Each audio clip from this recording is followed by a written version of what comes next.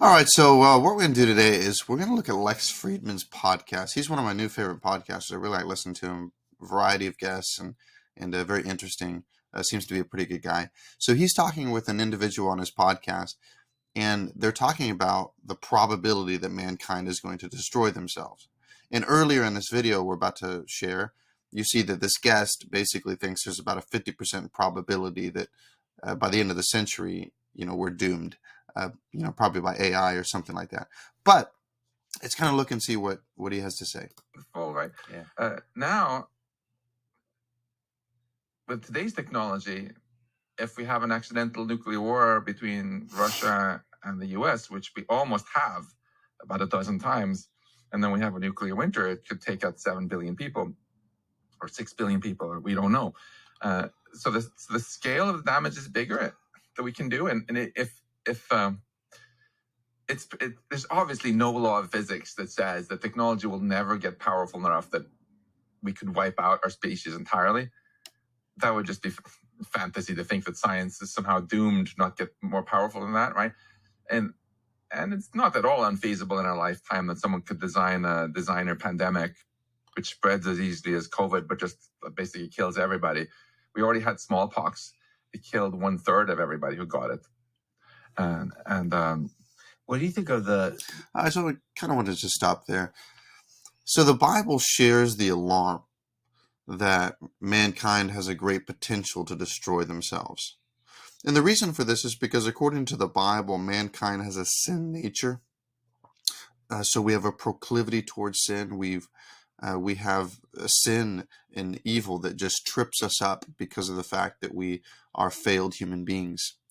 And because of the fall of man that is recorded in Genesis chapter 3.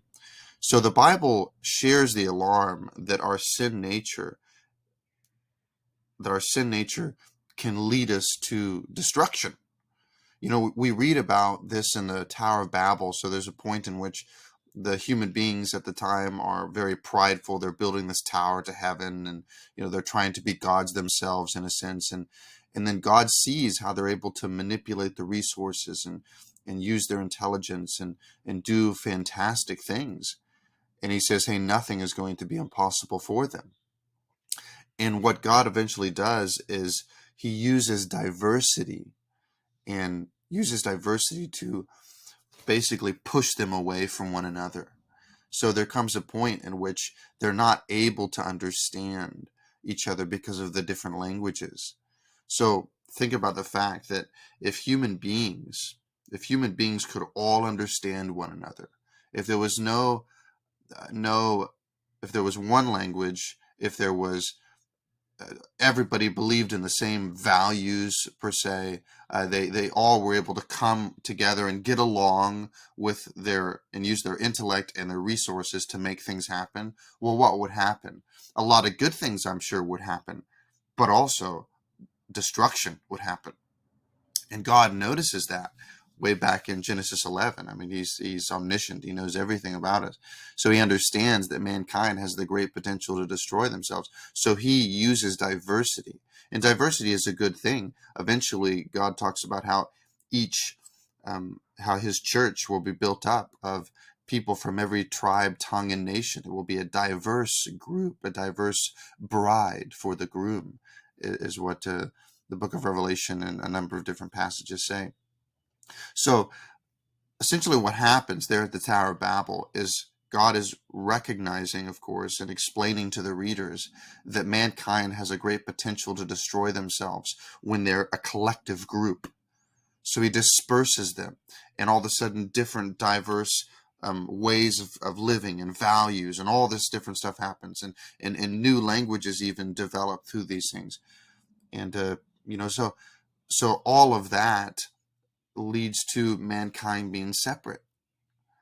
And although separateness is bad on some level, it's part of God's grace that we don't come together as a collective unit and destroy ourselves because of our sin nature.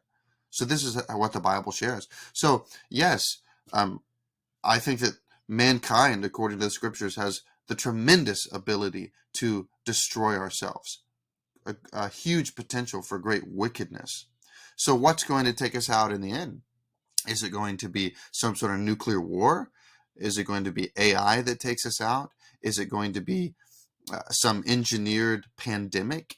Is it going to be some form of a climate change disaster? I don't really know what would take us out. But one of the things I am encouraged by is that when you get to Matthew chapter 24, Jesus is talking about how the wickedness of man is on display. And he comes to a point in which he says, if I do not return, if Christ does not return, there will be no survivors. The idea is that we will destroy ourselves. So yes, I think these individuals are right on track. I think in the podcast, yes, mankind is on the way to destruction. But in my view, the grace of God is going to come in and keep mankind from destroying themselves. And that's going to take place at the return of Christ when he comes to make all things new. So I think that there are so many people out there that maybe are unbelievers that would not consider themselves Christians, and they think that the Bible has nothing to say on a lot of issues, and they think that the that Bible is against science and things like that.